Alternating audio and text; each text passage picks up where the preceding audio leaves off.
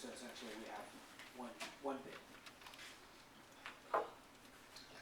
It's always a concern when we only get one bid, but we have seen it even in competitive bidding in a competitive market where we'll only get one or two bids, regardless of how many people show up. We've had instances where we've invited on a bid where we've gotten 20-some people that come to the bid walk and we only get one proposal.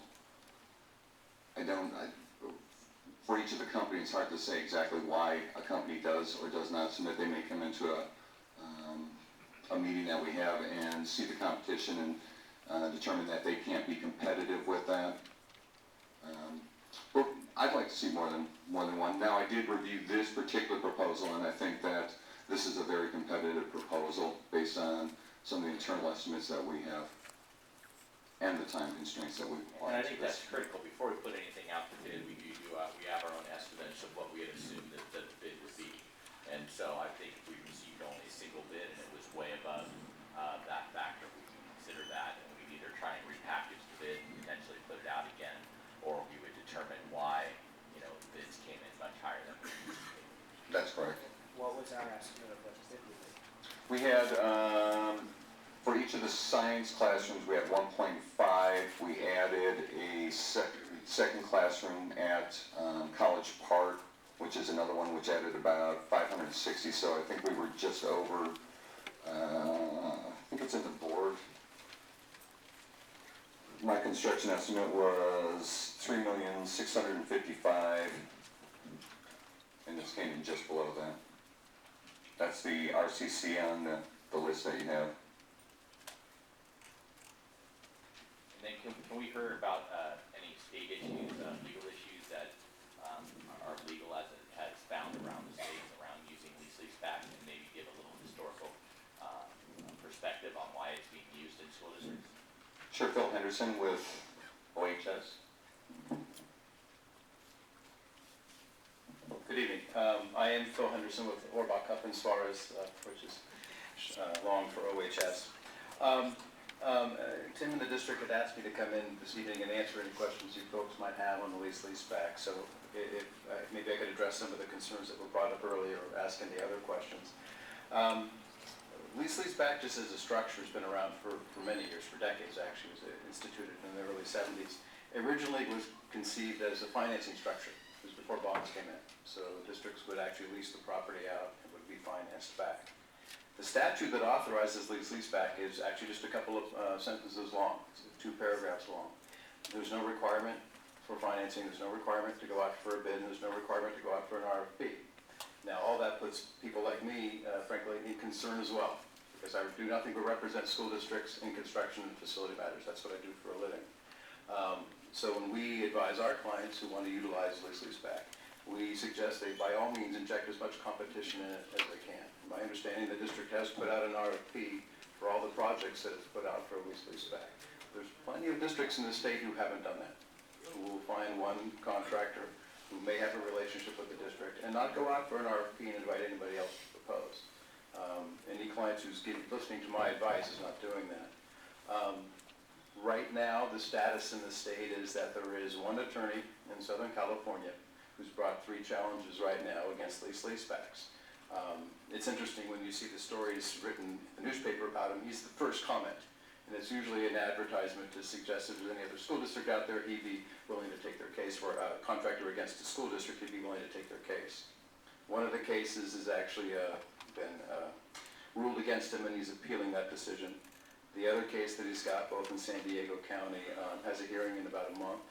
I suspect that in the same courthouse he may not have much better result. And the other case is in Fresno, and there's a demur, which is basically a motion to dismiss set for April 3rd. So we'll see how that stands. As far, again, as the structure of a lease-leaseback, they really are, for lack of a better term, a construction contract squeezed into a lease, or a lease squeezed into a construction contract. Because the structure is, you lease the property to somebody, they do a building for you, and they lease it back to you, and you can buy out the lease at some point in time. So the bigger concern, as I said a moment ago, with lease-leaseback, as far as the failure to have competition, again, I think this district and certainly all the other districts that I'm working with, and it's quite a few frankly, that are utilizing lease-leaseback, are injecting as much competition as they can into that process. So that's the general overview. As far as something more specific, if you have any other questions, I'd by all means be willing to entertain them or maybe help flesh them out if you'd like. I do have another comment or Hey, question. Mrs. Mayo? Yes, on tonight's agenda on item 10.12, and 10.13, we approved the final closeout for a contract, which is for 2 lease-leaseback agreements.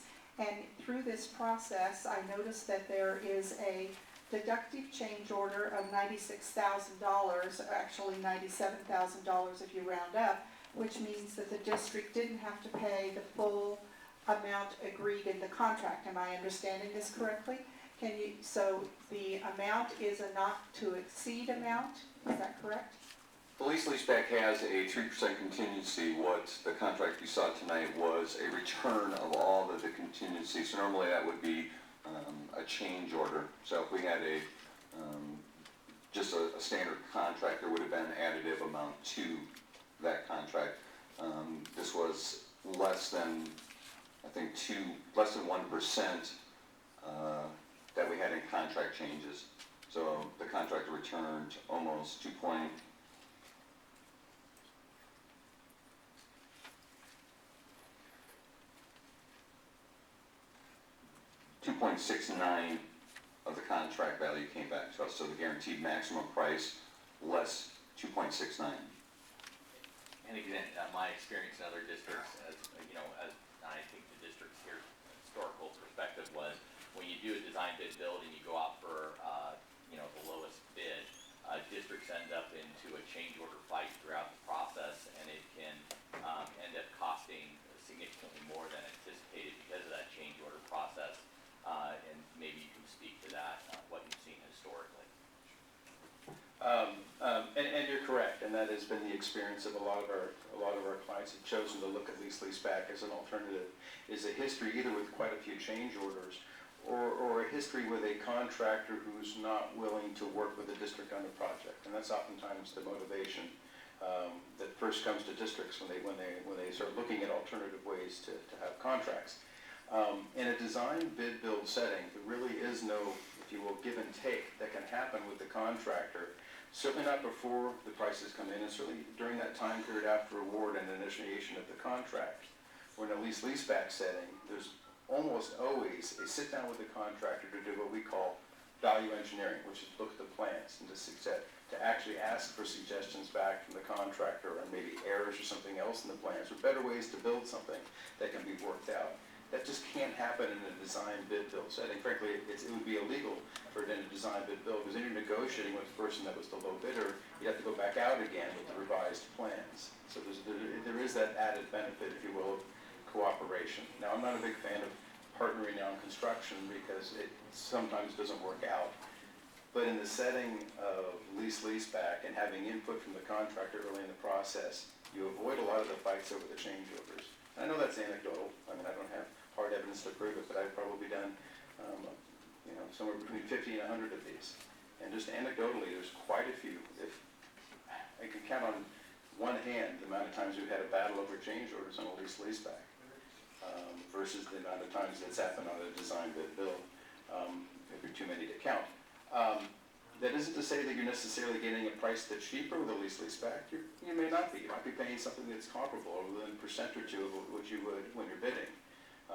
But you're not fighting over the change orders, and you're probably not fighting a big claim at the end of the project. We just haven't seen those yet in a lease-leaseback setting.